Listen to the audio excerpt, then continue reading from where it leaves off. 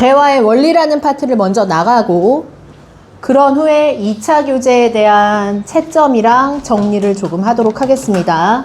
4-2는 수업은 나갔지만 아직 최종적으로 정리를 안 한 상태이기 때문에 이 단원 오늘 조금 나가놓고 그런 후에 4-1 나갈 거예요. 자, 첫 번째 대화의 원리라는 파트를 봅시다. 자, 밑에 있는 작은 그림 보이시죠? 이 그림의 내용을 한번 읽어볼 거야. 서연아 한번 읽어봐. 그림 내용. 아침에 뭐라고 얘기하니 대화. 내일이 국어 시험인데 나는 어때? 그래 내일이 국어 시험이었네. 너무 떨리는데 한시마다 실력 없는 애들이나 긴장해. 야 갑자기 급발진하네. 시발 한심하네 막 이러면서. 야 지금 이렇게 대화하면 안 되겠지. 그 다음 아침 점심 저녁으로 계속 물에 숨 쉬듯이. 점심 보세요. 얘들아 모둠 활동 발표 주제를 무엇으로 할까? 일상 속 환경을 지키는 밤으로 정하는 거 어때? 난 모든 과제 싫어. 우리 매점이나 갈까? 갑자기 딴소리하고 개소리하죠. 오후에도 보세요. 준서가 오늘 진로 상담 잘했어? 좋은 정보 많이 얻었는데 아직도 어떤 직업이 내 적성에 맞는지 잘 모르겠어. 그래서 너무 답답해. 그랬더니 갑자기 뭐래? 준서가 네가 평소에 진로에 관한 책을 읽지 않아서 그런 것 같아. 야, 책 좀 읽어라 라고 비난하듯이 말했죠. 자, 지금 이 대화에서는 다들 마지막 이 대화들이 무례하다고 느꼈어? 안 느꼈어? 느꼈어. 뭔가 잘못됐다는 걸 느꼈어. 그치? 여기 단어는 시험 문제가 이거예요. 대화의 예를 던져주고 무엇의 원리를 지키지 않았는지 혹은 무엇의 원리를 지키지 않아서 잘못됐는지를 찾고 올바르게 고치기가 중요한 파트입니다. 아시겠죠? 그럼 우리는 여기에서 대화의 원리를 먼저 알아야 되겠는데 이제 대화에서 꼭 지켜야 될 원리들이 뭐냐? 첫 번째, 공손성의 원리라는 것이 있습니다. 자, 이 개념들을 먼저 정확하게 알고 넘어가셔야 돼요. 대충 느낌으로 퉁치려고 하시면 안 됩니다. 자, 첫 번째 공손성의 원리에서 우리가 봐야 할 5가지의 원리의 개념들을 한번 배워볼게요. 첫 번째 원리는 요령의 경률입니다. 자, 요령의 경률에서 우리가 줄여야 될 것은 뭐라고 돼 있어? 상대방에게 무엇을 줄여야 돼? 부담은 최소화해야 되고 늘려야 되는 것은 상대방에게 뭐가? 도움이나 이익이 가장 극대화돼야 된다. 자, 예를 들어 볼게. 요령의 경률에선 이걸 기억하시는 게 좋습니다. 뭔가 부탁을 할 때를 생각해 보세요. 이원아, 나 내일 3만 원 꺼줘. 꼭 꺼줘. 내가 지금 얘 부담을 줄여줬니? 저는 심하게 많이 줬니 부담을? 많이 줬지. 아니 부탁을 할 때는 도움이나 이익이 되는 말이 늘어나고 부담이 줄어야 되거든? 근데 너무 강하게 이렇게 부담을 주면 안 돼. 그래서 요령의 경률에서 부탁하거나 요청할 때는 어떤 의미로 부담을 줄여줄 수 있을까? 거절할 수 있게 해줘야 돼? 없게 해줘야 돼? 있게 해줘야 돼. 그리고 좀 더 최대한 제목 그대로 공손하게 미안하지만 아니면 좀 해줄 수 있겠니? 하는 질문에 요청 형식으로 최대한 부담을 줄여야 한다. 됐죠? 자, 그 다음에 관용의 경률이라는 것이 있을 것입니다. 관용의 경률. 서윤아, 관용의 경률에서는 상대방에게는 뭐 해야 돼? 관용은 자신에게 혜택을 주면 돼, 안 돼? 자신에게 혜택을 주면 안 돼. 내게 혜택을 줄여야 돼. 대신에 뭘 늘려야 돼? 상대에게 혜택을 뭐 해야 돼요? 늘려야 돼요. 이게 관용의 경률입니다. 자, 관용의 경률은 역시 요령이랑 굉장히 헷갈리거든. 예를 들어서 나에게 혜택을 줄여야 되잖아. 그러니까 나 좋은 대로만 부탁하기보다는 상대에게 뭐를 근데 여기서 말하는 혜택이 얼마 줄게 이런 혜택은 아니에요. 이해되시죠? 그러니까 여기에서 예로 들면 근데 얘네는 지금 관용의 경률이 보이는 게 별로 없네요. 그러면 일단 밑에 있는 개념을 다 배운 다음에 예시로 들어가서 한번 다시 찾아줄게요. 찬동의 경률을 한번 보세요. 찬동의 경률은 뭐냐 하면 말 그대로 상대방에게 비방하는 거 있지. 상대를 비방하는 것은 어떻게 해야 돼? 최소화해야 돼. 아까 방금 점심에 한 말, 오후에 한 말 봐봐. 야, 준석이 네가 평소에 책을 읽지 않아서 그런 것 같아. 야, 책 좀 읽어라. 너 책 진짜 더럽게 안 읽는다. 비방해버렸지. 자, 이런 비방은 어떻게 해야 돼? 최소화하고 상대를 기왕이면 뭐 하면서 시작해야 돼요? 칭찬을 많이 해야 돼. 그럼 이럴 땐 어떻게 해주는 게 좋냐 하면 그래 너 떨렸을 텐데도 그래도 잘 하던데? 뭐 이러면서 칭찬을 해주면서 시작해주는 게 좋은 대화의 원리입니다. 자, 그리고 그 다음 겸양. 희원아, 겸양이라는 게 무슨 뜻이야? 겸손한 것 같아? 나대는 것 같아? 겸손한 표현일 거야. 겸양의 원리는 나에 대한 칭찬이나 잘난 척은 어떻게 해야 돼? 최소화해야 돼. 그리고 가급적이면 자기를 내세우지 않는 표현을 극대화해야 돼. 내가 이원이를 칭찬한 거야. 이원아, 너 어떻게 전교 1등을 할 수 있어? 너 정말 잘했다 막 이러잖아. 그럼 이원이가 당연한 거 아니에요 선생님. 제가 머리가 얼마나 좋은데요. 이 지랄 했어. 그럼 무슨 원리를 안 지킨 거야? 겸양의 원리를. 왜요? 칭찬을 최소화해야 되는데 칭찬을 극대화했잖아. 그럼 겸양의 원리를 지키면 우리나라는 원래 덕목이 자기 자신을 굉장히 겸손하게 낮추는 게 우리나라의 덕목이죠. 그래서 어떻게 표현한다? 아니에요. 저는 정말 한 것도 없는 걸요. 선생님께서 잘 가르쳐 주신 덕분이죠. 자, 자신의 혜택을 줄이고 뭐 하는 거야? 상대에게 혜택을 많이 주는 거. 이게 관용의 경률이자 겸양의 경률이 되는 겁니다. 이해되셨죠? 관용이랑 겸양이랑 하나 안에 막 같이 쓰일 수 있어요. 겸양은 내가 겸손해지는 거. 그 다음에 관용은 나에게 혜택보다는 상대에게 혜택을 주는 거. 그래서 여러 가지가 짬뽕 될 수도 있어요. 이해되셨죠? 자, 그 다음에 마지막이 뭐야? 동의의 경률이야. 근데 이게 되게 헷갈린다. 동의의 경률이라고 하면 승아야, 상대방의 의견에 뭐 하면서 시작하라는 거야? 동의를 하라는 거야, 말라는 거야? 동의를 하라는 거야. 의견에서 차이가 나는 부분은 최소화하고 차이가 나지 않는 동질성을 느끼는 부분을 최대화하라는 뜻이거든. 그럼 문제가 좀 심각하잖아. 희원이가 야 피자 먹자 그랬어. 다 좋대. 근데 서연이가 의견 차이가 있어. 난 피자 먹기가 싫어. 그럼 의견 차이 좁혀야 되니까 무조건 좋다고 얘기하라는 뜻이야? 그건 아니에요. 그건 아닙니다. 그럼 무슨 뜻이에요? 의견의 차이를 최소화하라는 건 먼저 뭐부터 시작하라는 거야? 동의를 먼저 하되 그런 후에 자신의 생각을 어떻게? 근데 그것도 공손하게 표현해야지. 너무 씨발 난 그런 거 먹기 싫어 이러면 안 되고. 자, 예를 들어서 그래 피자를 먹는다는 건 참 좋은 생각이야. 동의를 먼저 해주는 거야. 그런데 그 후에 자신의 생각을 밝히면 돼요. 나는 아까 방금 점심을 피자로 먹었거든. 혹시 다른 음식을 먹어보는 건 상대한테 보다 야 딴 거 먹어. 네가 좋아하는 거 말고 내가 좋아하는 거 먹을 거야. 이거 말고 어떻게 해? 네? 요청이나 부탁이니까 딴 것을 먹는 건 어떨까? 괜찮다면 그러는 건 어떨까? 라고 제안을 할 때, 요청을 할 때 또 좀 완곡하게 표현하는 것이 좋습니다. 됐나요? 자, 그러면 2번 협력의 원리. 승아야, 우리가 대화를 할 때 서로 협력해서 대화를 해야 되죠. 그냥 너희가 상식적으로 생각해봐. 상대방이랑 얘기를 나누는 중인데 진짜 안 좋은 태도가 뭘까? 첫 번째, 내 말을 자꾸 뭐해? 끊어버리고 지가 계속 말해. 지만 더럽게 많이 말해. 안 좋지. 그 다음에 또 두 번째, 내가 뭘 물어보는데 계속 대답을 안 해. 그것도 문제지. 세 번째, 내가 뭘 물어봤는데 대답을 너무 쓸데없이 많이 해. 그것도 문제지. 그치? 그 다음 순서를 서로 한 번씩 뭐 해야 돼? 내가 말한 다음 지가 말하고, 지가 말한 다음 내가 말하고 3번씩 교대를 해야지.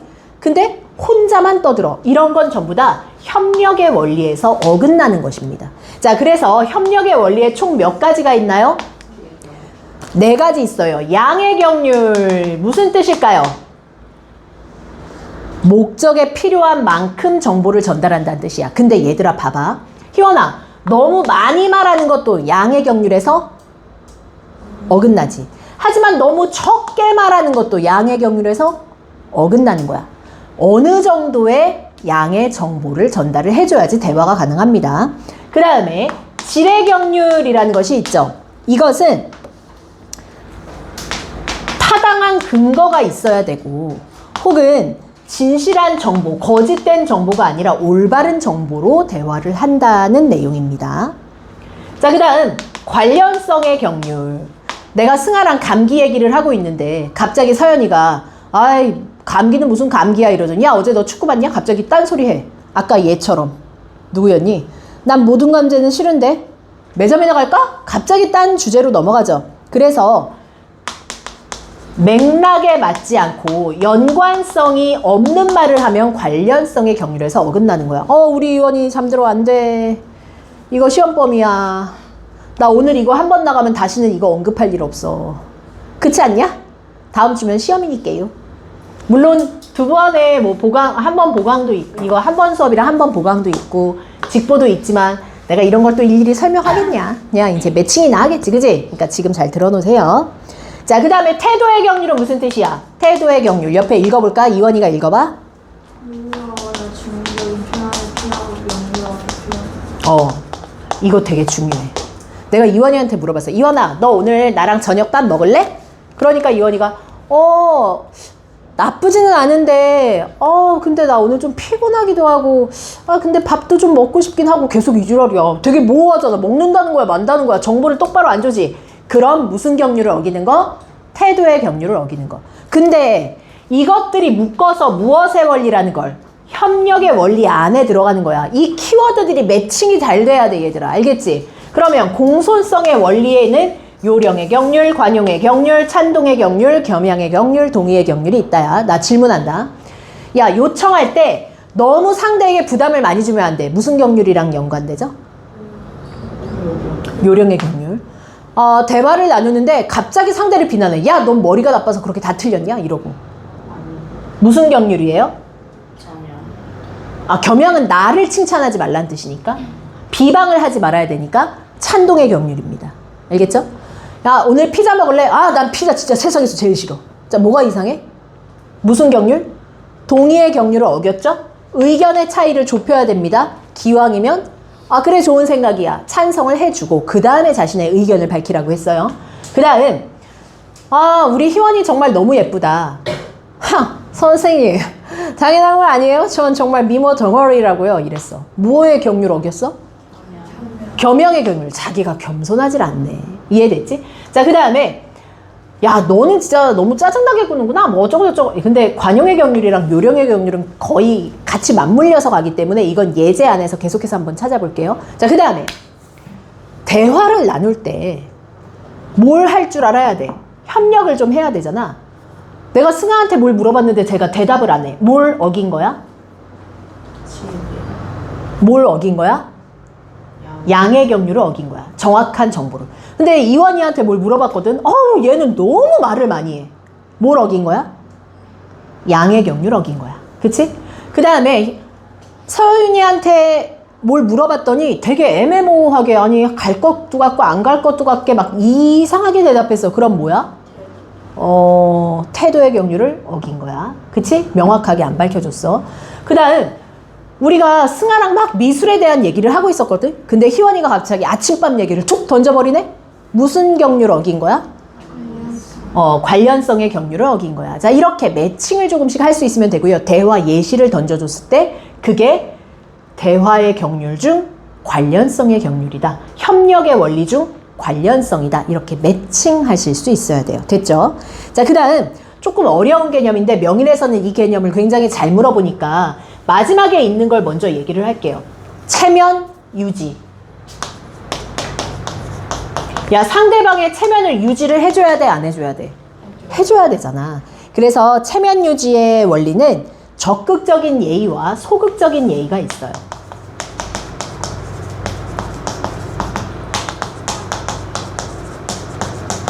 상대방의 체면을 지켜주기 위해서는 일단 앞에서 대놓고 싫은 티를 내거나 불편해하거나 상대방에게 적의를 드러내거나 대놓고 말로 상대를 비방하면 된다, 안 된다? 안 되죠. 그래서 적극적 예의는 되게 독특하게도 무슨 태도를 유지해야 되냐면 친밀감 있는 태도를 유지를 해줘야 됩니다. 그리고 유대감을 나타내거나 상대방을 존중하는 태도를 보여야 돼. 여기서 존중은 행동뿐만 아니라 말도 마찬가지예요. 상대 비방하면 안 돼요. 그럼 얘들아, 아까처럼 야, 넌 머리가 그렇게 나빠가지고 어떡하냐 이러면 무슨 원리였지? 공손성의 원리죠? 찬동의 원리를 못 지킨 거잖아. 그러면서 무슨 원리도? 체면 유지의 원리도 못 지킨 거야. 같이 맞물려가는 겁니다. 이해되셨어요? 그 다음 봐라. 소극적 예의 전략은 뭐냐면 적극적인 예의보단 좀 더 말 그대로 소극적입니다. 그래서 상대의 권리를 침해했을 때, 상대가 나의 권리를 침해했을 때 그것에 대해서 대놓고 이 나쁜 놈아 어쩌고저쩌고가 아니라 약간의 무엇을? 유감을 표현하는 것을 소극적 예의. 혹은 강요나 명령 같은 거 함부로 해요, 안 해요? 하지 않는 것 정도도 소극적 예의에 해당합니다. 자, 실제로 그럼 무엇을 어겼는지 한번 다시 확인해 볼까요? 아침에 했던 대화 보세요. 한심하다, 실력 없는 애들이나 긴장하는 거야. 이거 무엇의 원리? 공손성의 원리 중에 찬동의 원리를 어겼죠. 비방했죠. 점심 보세요. 야, 난 오늘 모든 과제 얘기하기 싫어. 우리 매점이나 갈까? 뭐 중에서? 협력의 원리에서, 관련성의 원리에서 어긋났어요. 그 다음 마지막, 준석이 네가 평소에 책을 읽지 않아서 그래. 책 좀 읽어라. 뭐를 어겼어요? 일단 상대를 뭐 한 거야? 비방했어요. 찬동의 원리를 어겼고, 책 좀 읽어라. 요령의 경륜도 어겼죠. 상대방의 부담을 너무 많이 주는 표현을 사용했어요. and 체면 유지의 원리도 지켜줬어? 안 지켜줬어? 안 지켜줬다라는 걸 알 수 있죠. 자, 그러면 한 장 넘어가서 담화 관습을 한번 얘기할게요. 여기는 일단 설명만 한바탕 다 한 다음에 뒤에 가서 학습 활동에 있는 예제를 매칭하는 연습을 한번 해보겠습니다. 야, 우리나라의 담화 관습, 이것도 되게 중요한데 그냥 한번 생각해봐. 우리나라가 전통적으로 어떤 담화 관습을 가지고 있는 것 같아? 습관을. 승아, 한 가지 뭐 생각나는 거 있을까 혹시?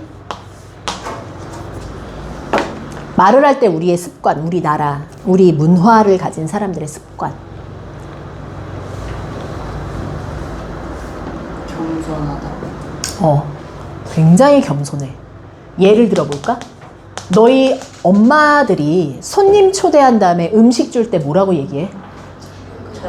차린 건 없지만, 아우, 볼품없는 반찬이지만, 집도 엄청 깨끗하고 예쁘게 해놓고, 아우, 너무 지저분해서요. 뭐 이러지. 왜 말도 안 되는 소리 하잖아.